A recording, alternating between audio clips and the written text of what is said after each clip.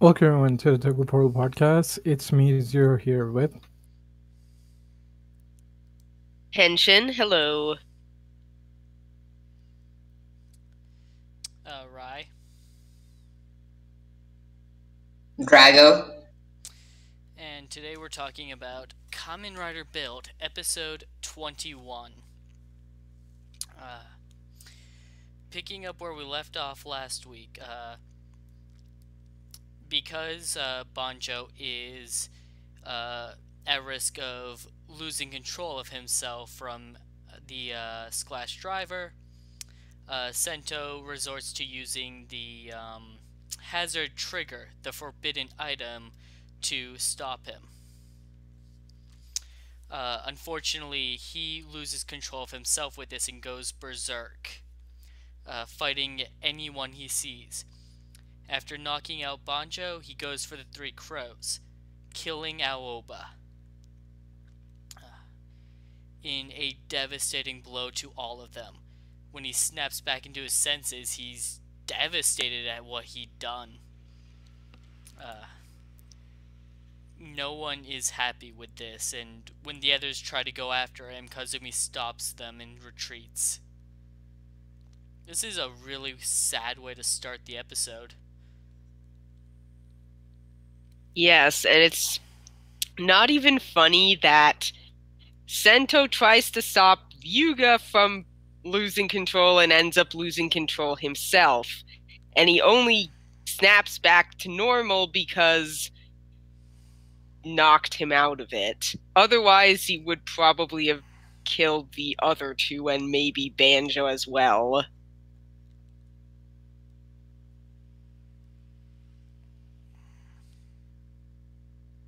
Holy shit, this episode started very well. Well, when the episode started, when Sento has some control, and then when he goes and then there's the bulb shatters because of Banjo's attack, and then there's entirely filled. The entire thing is filled with silence. That was one of the best use of cinematography I've seen in this season, and especially when he kills Aoba. Wait, isn't his name Aoba? Technically, his name's Shuya, but you can call him Aoba. That was his nickname, and it's easier to remember. Okay. So when he kills him, there is nothing but just sounds of wind and the river flowing, which was a really, really smart move on the director's part, because any other music would have lessened the impact of the scene. And that blew my mind. Yes. There's less sound. If you contrast it to something show in America like Power Rangers, nobody shuts up. So I'm glad that still knows when to get quiet. And another good version of silence in Kamen Rider that I've seen is Ghost first transforms. That is very effective. Also, yeah, and even the acting when Sento is done, when Sento is knocked out of transformation, Sento, the devastation in his face could be seen. And even when Sento looks at Ryuga backs off a bit, as he has some level of fear of Sento, which was really, really good as far as acting is concerned. And everybody was at the top of their game in this episode. Yes, now, like, everyone who says Atsuhiro Inukai cannot act is wrong, because he acts the hell out of this episode. And the others. We just don't usually see him this emotional.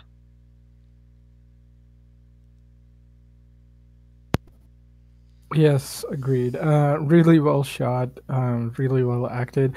The only thing I can think of while watching this was like, if anybody had a doubt that we were going for like classic early Heisei Rider, this like almost no, I guess actually it's like worse than Ryuki. with the freak out bit, because at the end of Ryuki, it's like, not really, um, uh, like the way Ryuki freaks out, like Sento freaks way the hell out, way more. Ryuki just got Um, depressed. no, dude, like he fucking had a breakdown in the middle of the street, and like he was yelling. It's been a while. I don't really Yeah, remember. like he Uh, walks is after it? the. No, wait. This okay. Let me explain. You know how when Knight Oja and so Odin. Yeah, it reminds me of that. Yeah, kind of. That's what I was saying. Like we haven't had a moment like this in a really long time.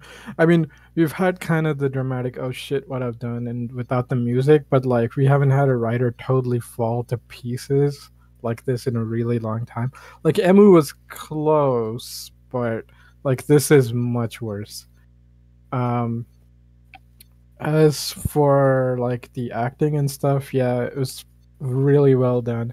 Um, the only other thing is like I'm like, okay, you're fighting a war, Greece. Like, I mean, I'm glad that the other two, like red and yellow, decided to attack Build because I'm like, okay, at least we're gonna fucking do this, right? Like we acknowledge, like, holy shit, dude, you fucking crossed the line. We'll murder you outside of suit, right? And then like Greece stops them. I'm like, okay, maybe he doesn't want them to die too. That's the only reason he would stop them.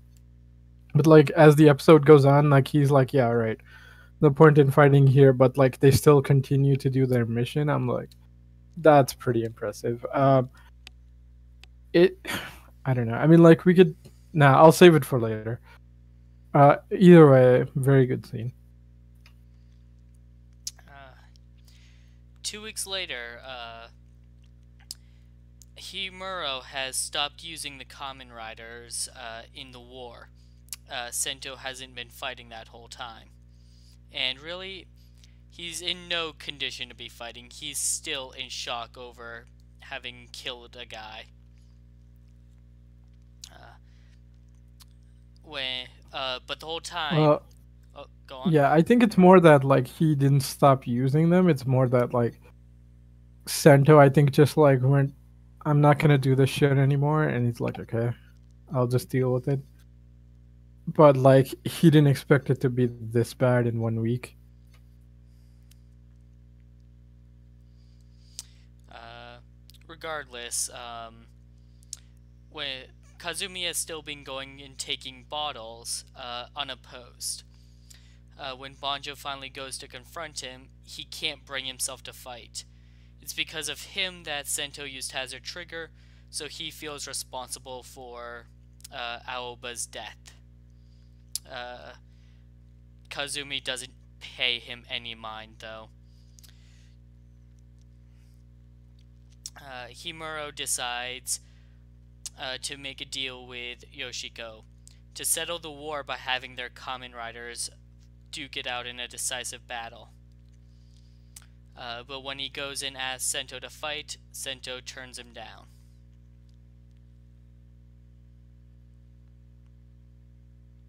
Yeah, and of course I didn't expect Sento to even want to fight at that point. But yeah, and I'm also imagining like if Gentoku was here, this wouldn't be happening. But if Gentoku was in this situation still as prime minister and not ousted, and things still happened, I'm sure Gentoku would have really taken advantage of Sento, even if he was a nervous wreck. Is the only thing that could have made this episode worse if Gentoku was still prime minister.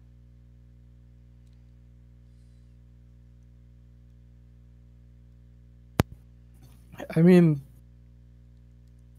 all he would have probably really done is what Stark did, which is like twist basically everything. Stark basically said exactly what he had to get to get Sento back in the fight. And like I think Gentoku would have done the same thing. Like maybe not as well as Stark, but he would have gotten there in the end.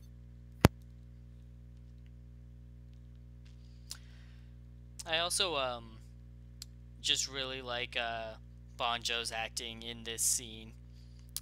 He sold his guilt really well as well. Drago, nothing? No, I actually wanted you guys to finish. Well, the fact, the character of, the actor of Banjo Ryuga, he, he, he was like, his performance in Amazons was also really good, in season 2 at least, because, at least as far as new characters Well, are concerned, him and Kurosaki were the only two characters that I gave a crap about. I mean, from the new guys, Yeah. yeah. Uh, I mean, yeah, they didn't do like a great job with all the new characters, but like probably the number one new character in season 2 of Amazons was Banjo. So like Banjo's actor did such a good job. Like he's good in this episode, but like he's better in Amazons. Yeah, no, the fact is that they should have, if he could have done a bit better in the, feel in the, when they were gonna attack, when he went to attack the guys in there. But yeah, it's a really excellent performance. It was nothing but compared to the physical acting he did in the starting of the episode, which was amazing.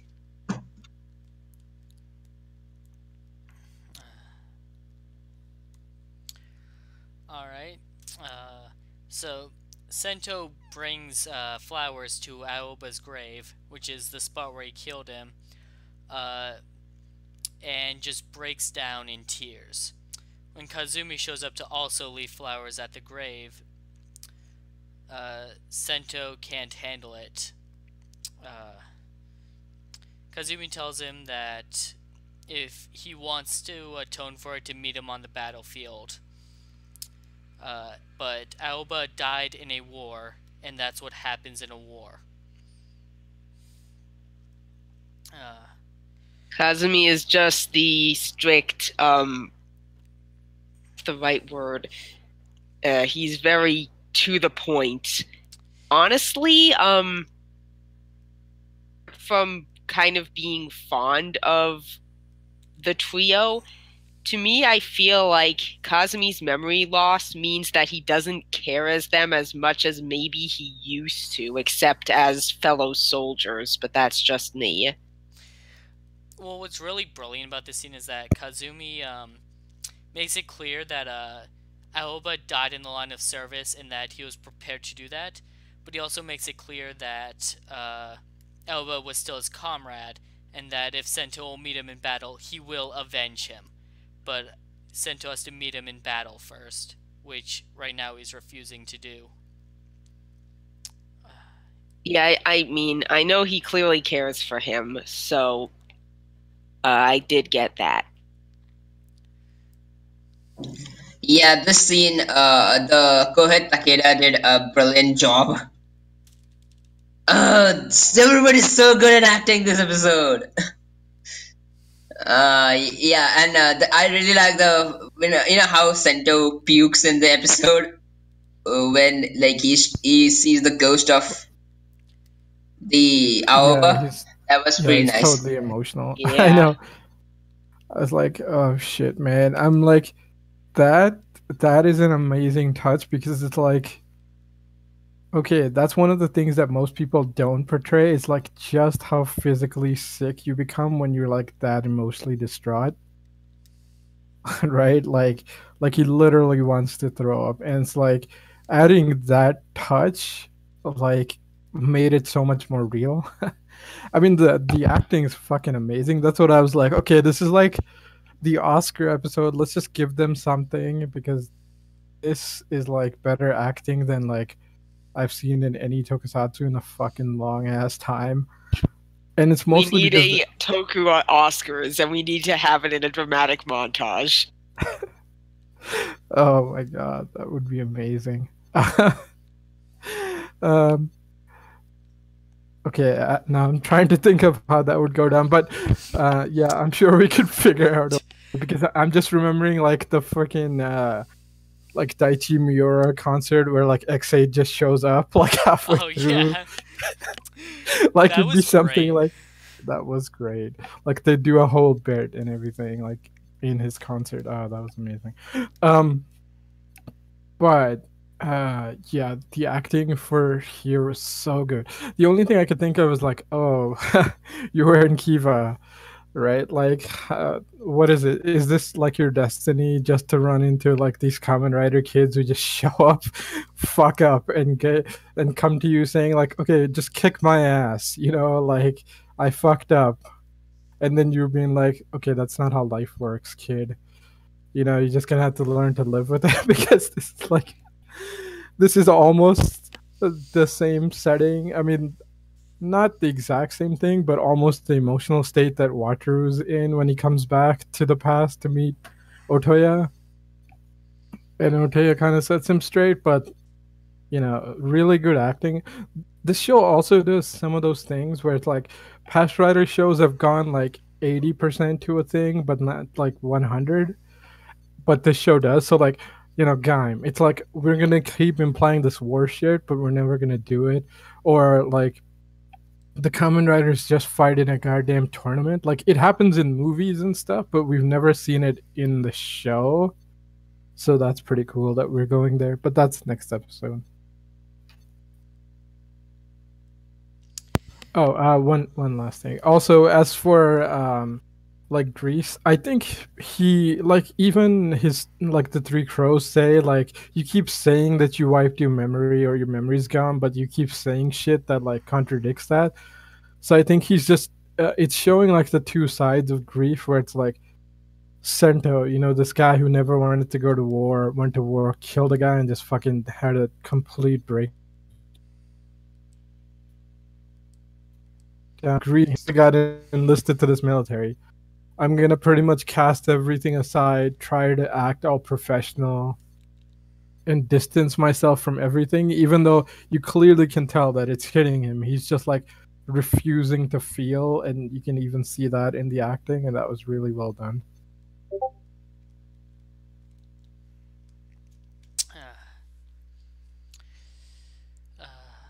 Later, Sento runs into Soichi, who kind of tells him the same thing that Kazumi told him. If you don't fight me in the championship battle, then Toto will be lost to Hokuto. Soichi adds in that if Sento doesn't fight, Banjo's gonna try fighting in his place. And does he really want that? No. So Soichi generously offers to lend Sento a bunch of different bottles, some new ones, so that he can raise his hazard level to possibly control the hazard trigger form. Sento reluctantly and tearfully does it, feeling no other choice but that he has to fight. We see one new best match here, Rose Helicopter. That actually looks pretty nice. And then we're told that Turtle Watch is another one, but we don't actually see a suit for it. 1 week later, the championship battle begins. I have a feeling all of next week's episode is going to be just the champion battle unless they do some brief flashbacks to Sento training. And I'm not going to spoil the next time. What I saw and heard from that, it looks even more downhill.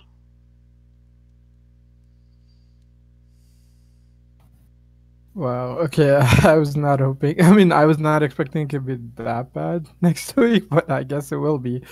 That's gonna be interesting.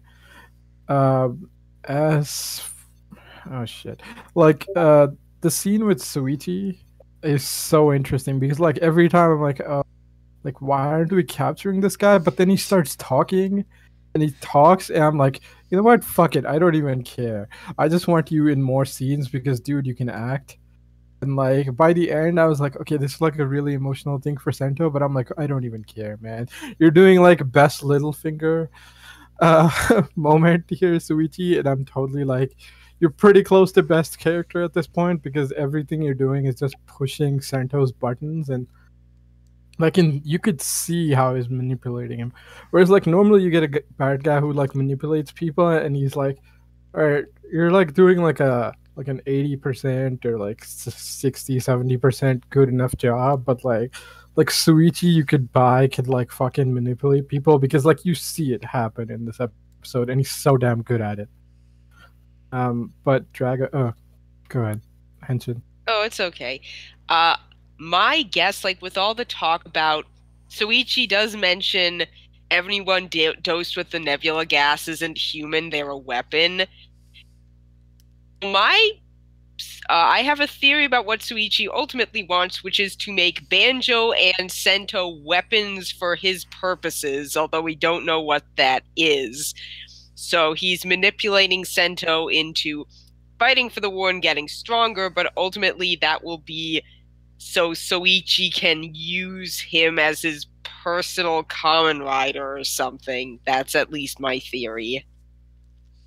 Yeah, that seems interesting because like I was thinking that Soichi like his end goal doesn't seem to be like winning this war or any of that crap. It's like he's clearly just wants to get their hazard level up, but I'm like I don't know what for, but yeah, if he's using them for their like for his own personal Kamen Rider thing, it makes more sense. Well, it's more of a better callback to like Cyborg 009 where like that's sort of how like Black Coast operates where it's like they had like stronger cyborgs than the 9 that escaped, but they kind of let them go just to see like how resilient they were. Therefore when they capture them they will build better ones. So like the first like couple times or like the first arc basically Black Ghost is kind of just letting them like they're sending people but like not in full force, so they'll be like, oh, here's this one cyborg guy, go capture them, you know, and then they see what happens and they just see what happens, so they're like lying back where it's like, well, either we capture these guys or they get away and we get more data and stuff. So it's like it's what the Gaim shit was but much better until they get fed up with this shit and they're like, no, we're just going to fucking murder you now, and they pretty much send an army. Well, it's more that like the Cyborg 009 crew end up like attacking like Black Coast base and stuff, and you it looks like Black Coast got destroyed, but you know they're like all around the world, so that doesn't happen. Uh, Wow, I never expected Cyborg 009 to be here on the podcast. What, in a writer show? That would never happen. hey, when we're gonna talk about Guyver? No, but like Cyborg 009 is created by the guy who made Kamen Rider. And so there's a lot of ideas from that. But like Guyver we did last week with Zarum. Oh, Anyway. that's right. Yeah, Draco, did you have any? I haven't watched Guyver like any of it yet. I haven't watched Guyver either, but I've heard good things about it. I mean, like, Wait, wait. I think I've seen the English adaptation with Mark Snake? Hamill, I think? Okay, Mark Hamill's in the first one and Snake's in the second one. Yeah. The second one's decent, the first one's cheesy as all hell. But the effects are great. Luke Skywalker is doing Guyver. Did the Guyver dub? No, he was in like he's in the first one I mean he's definitely in the second one. I'm not I don't remember if he's in the first one or not. Like he's like an FBI agent. Anyway, Draga, did you have anything on this episode? Yeah, Stark, I hate him, and I love him as well. He's such a good villain to hate. Because he pushes the right buttons, he uses the right manipulation tactic, and got Sento back into the war. And especially when Sento said, the driver says, "Are you ready?" And that was so well timed. It felt like, "Are you ready to fight?" That I was a know. call for war. Yes. Whoever did the cinematography, well, not cinematography, more like the directing for this did a really good job. That and sound design, top Oh notch. yeah. And I agree. When I was watching that scene, I was also thinking, like, why haven't we just beaten Soichi at this point? Because Sento can do it, but then, like, he just keeps talking. It's like, oh, that's why. Uh, Moving on to final thoughts. Oh, go Wait, ahead. wait. I forgot to tell. Between the episode between when Soichi and Sento were fighting and at the end, there's a week gap, and there's like 4 part special that's gonna be filling in the gaps. Oh fuck! Oh Seriously? crap! Yeah. Next this week and next week's episodes. Is there a week break this week? No, No. I mean, like no. It's just It, they're in gonna. the episode itself. Before, Okay. like, so when Suichi and Sento are talking, like, and they begin training, and then it cuts to the championship battle, there's a week in between that we don't see. Oh god damn it! You know why they did it? Because that's probably where they're gonna jam in the Legend Rider crap. No, not Legend Rider crap. It is the Really? Racing Hazard level where Soichi and Utsumi are training Going to together. put level matches web show at elsewhere in the timeline. Yeah, this is the best matches web show where it is gonna be there. Okay, I'll have to dig that up. Yeah. And you know what? The funny thing is they have not even they only released the first episode, and second and third episodes are going to be released in March. Oh, Like always. okay. Like And always. Rogue will Yeah, come because out why? whenever the heck the DVD comes out, which is Yeah. also 3 parts. This is God, so why, annoying. Like, why so many different parts so spread out? I mean, I More know merch. they're just trying to get more money, but this is getting fucking annoying. Like, I mean, at least it's something not important where it's like, oh, just gonna train. Like, okay, whatever. Like, we're just gonna win because of Deus Ex Machina next episode anyway, or lose because of it. So it doesn't matter. But like the snipe stuff was annoying because that was essential to his character. Because I heard that was annoying, and I watched like I've one only seen the part. I haven't watched yeah, I've any seen of only them, one part. actually. I've only seen the first part, but like, uh, okay, basically, Snipe wasn't the first Snipe. There was another guy who was got the gadget first, but it didn't work out for him because proto gadgets were extremely experimental. And basically, Snipe had a friend who was basically, you know how Emu became like the replaced, like he's the new guy, right? Like intern doctor position, I Yeah. guess, right? Like he had to replace someone. Yeah, he replaced Snipe's friend who died, basically, I guess. uh, I mean, I haven't seen the other episode, so I don't know if he lives or not, but like he's gushing like a guy, like he's just spitting blood by the end of the first episode of And that is Snipe why they Special. put it in a separate thing. Same with Rogue. That is the I know. apart from Amazon's, that is only where you can show blood in Kamen Rider. I know. I think it's sort of the Garo effect of like, oh, this is not for kids. How is it not for kids? We're gonna put nudity everywhere. No, it's only gonna be in the first episode. Well, I'm So watching the one who shines in the darkness, and they have like nudity in episodes and 4. So I'm like, okay, that means there'll be tits about every 2 episodes. Good to know. yeah, that is weird. Like I watched season 1 and 2. They're only in like the first episodes, and Yeah. like Maki no Hana doesn't have any, I think, or at least I watched like half of it. There was but I think it's just like, oh, it's the, oh shit, it's more adult. Why we had to think of a reason to justify it. Buckets of blood. Why? Because censorship laws. That's why we had to put it in a If separate that's the DVD. case, then why No, were no, the no, it's Elaine special separate? that's the thing. It's a lie. It's just that's I'm saying that's why they put so much blood in the first episode of these specials, because that therefore when you watch it you're like, oh, this is why we couldn't put it on TV. And it's Wait a total minute, bullshit. this is just raspberry syrup. Yes. Yeah, it's total bullshit because you could have shot those without that much blood.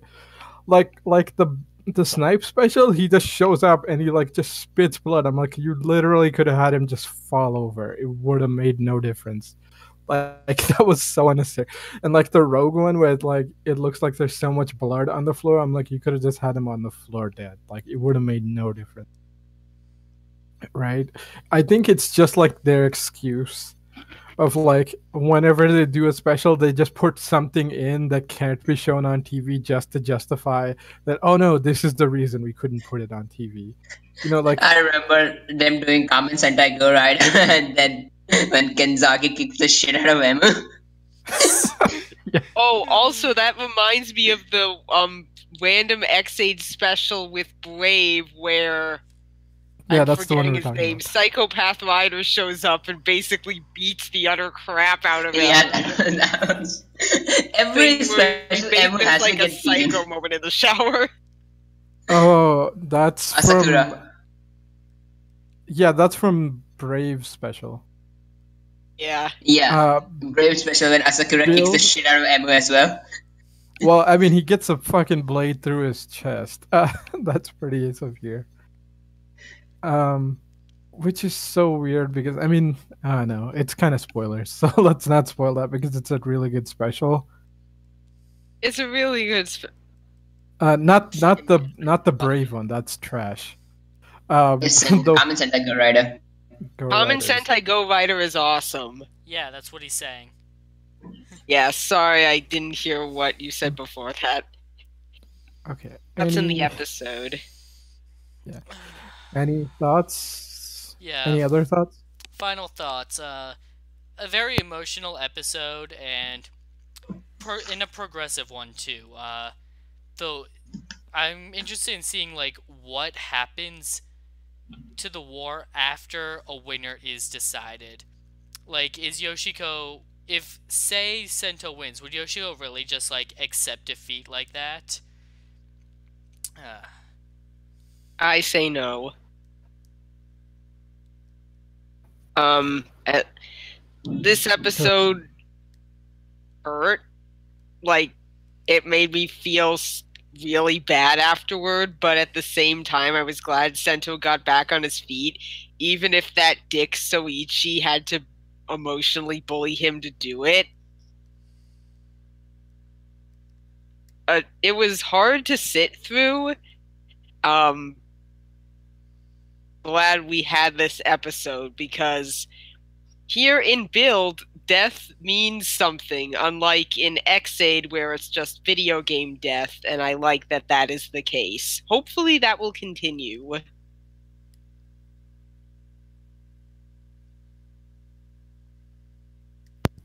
Drago, fun thoughts? Oh yeah, I noticed something. You know, whenever there's like a dramatic moment in Build, the color tone goes lower. Like I mean, it goes darker and darker. And this episode it was really really dark.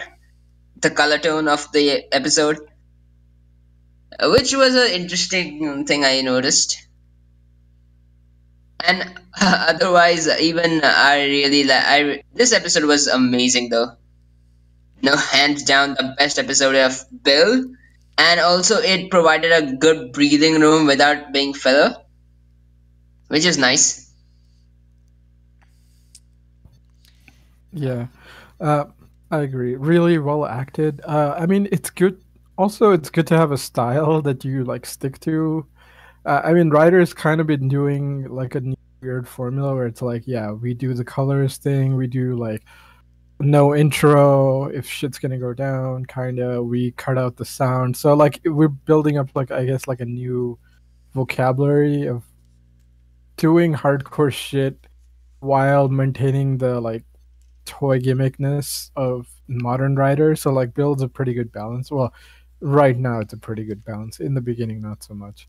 But like the story kind of explains why it wasn't that important. Like those fights weren't super important because you know it was all part of Stark's plan, so it makes sense. Uh, two things, right? One, like even as great as Stark is, even he can't escape product placement because like you see him and he's just like sitting there eating something. Okay, I'm like, you're only. so I legit thought that I was watching a commercial when that scene started. I know, right? It's great. Uh, And I was just Stark waiting is for just like, eating a granola bar. Yeah, I was waiting for Pretty much. like the weird thing to happen. Oh, because it's a I Japanese didn't commercial. even know that that was like a branded granola bar until I saw a tweet later, and I'm like, huh, it's weird.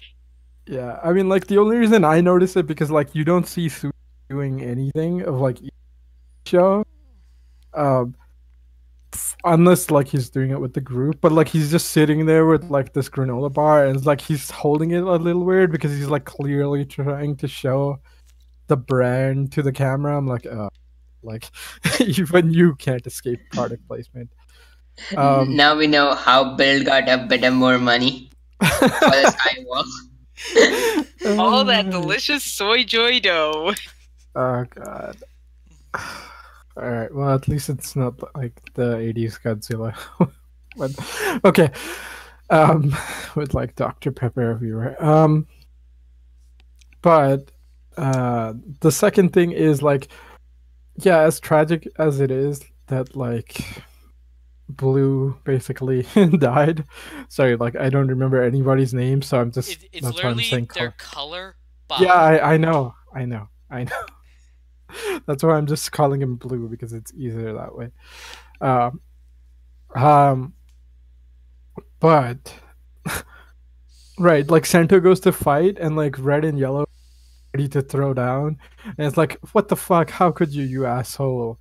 Like you killed our friend. I'm like, you literally see like two guards like lying dead, or okay, they're probably like knocked out, but like it looks like they're basically dead in the background of Sento. I'm like, for everything this show explores, they don't explore like all the grunt guys that get like pretty much murdered every episode. Like this show, I mean, if they acknowledged everything, would be great, but like I guess at some point, like the writer can't know how a scene's gonna be. Or I mean, like they could, but like, maybe they leave them enough room so they can fudge it. Directors can do their own thing, therefore like they don't want to say, oh, I'm fighting to defend people or whatever. um but I don't know, like I would feel like Banjo would be one of those characters who would be pissed that like you're just killing guards left, right. I mean, maybe he has a thing for like fuck the police or whatever, but I'm not sure. Like that's kind of the one thing I have with the show is like they don't acknowledge like all the regular soldiers, like hundreds of them got murdered last episode, right? Like that's the one thing. Like if they acknowledge that, the show would be like at 100%, but I it's think just that's ignoring. the fate of most authorities in Kamen Rider. Like any police or military people just are there to get killed by the monster, and they Well, might as also well one more not thing I wanted to exist. add. Yeah, go Okay, ahead. sorry. Most of the people that died were robots, right? Right, they're guardians, but there also are There were human a couple of soldiers. humans. Yeah, but we have not been said if they are dead or not. So Okay, yeah, they're super dead last episode. I'm yeah, pretty I sure. know. This episode I'm it's just using the questionable. Tony logic. A Right? lot of Like I people died. yeah, a lot of They're not guardians dead; they died to just get us this fainted. knowledge. Their bodies weren't there afterwards. I know I was making a bad Star Wars joke. Okay. Um Weird. but um right. Like I think it's just because this episode's so good, I'm like shit, this could be like a Netflix show, like a good Netflix show, not like some of the ones we've been getting. But like the only thing that would happen in those shows would be like you would cut to like the minister or like one of the writers and you'd see like coffins or something, or just like people's like loved ones grieving. Like that's the only thing missing. Otherwise, it would have been perfect. But you know, as you said, like in Tokusatsu, we generally ignore like cops or grunts getting their ass kicked and dropping dead. Yeah. Also, the fact, like Chris Amadeus says, that this could be like nighttime drama before the like, as long as there are no suits and toys involved.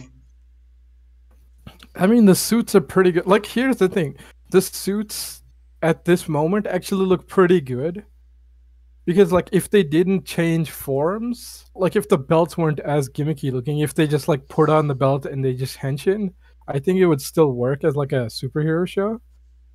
It's just like, oh, this thing makes this much noise, and then you have to put this thing in and out and whatever. Yeah, you're right. It pretty much could work just as any superhero show. Hell, it doesn't even have to be a superhero show. It's fucking like a war show at this point, or something, or like a spy show. I guess would make more sense.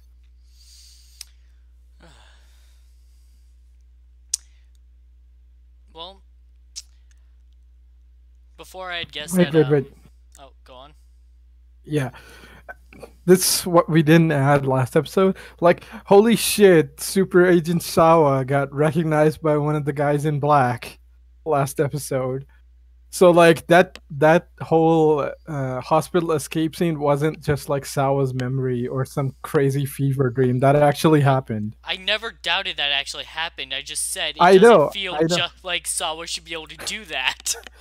I know. But like now that they What are we discussing? Are we discussing when Sawa escaped from the guards back in Yes. When she episode crashed something? through that window. And Hey, felt I like don't she was hospital fine. understand. Why don't window. I? Okay. Uh, She's a spy. anyways, so Yeah. before I'd guess that Kiba, the yellow of the three crows, was going to be the first to die, I was wrong. It was blue. Who's going to be the next one? Will it be yellow? Will it be red? I said they will survive till the end. Well, They actually have guts and kill Kazumi. well, maybe we'll find out next week. Thanks for joining us tonight. We'll be back Tuesday for the new Sentai, and then next Wednesday for more Kamen Rider Build. See you then. Bye-bye. Bye. Thanks for joining us, everyone, and we'll catch you next time.